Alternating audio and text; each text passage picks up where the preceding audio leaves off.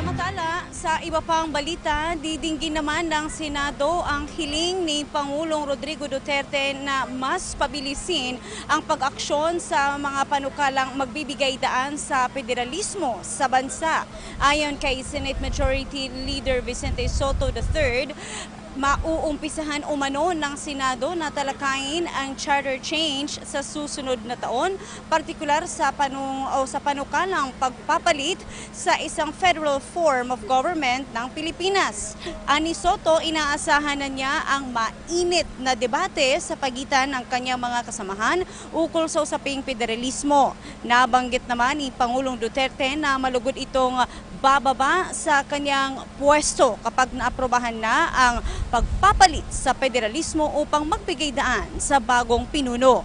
Dagdag pa ng Pangulo, ang ganitong uri ng gobyerno ay makakatulong upang mas mabilis na umunlad ang iba't ibang mga rehiyon sa bansa.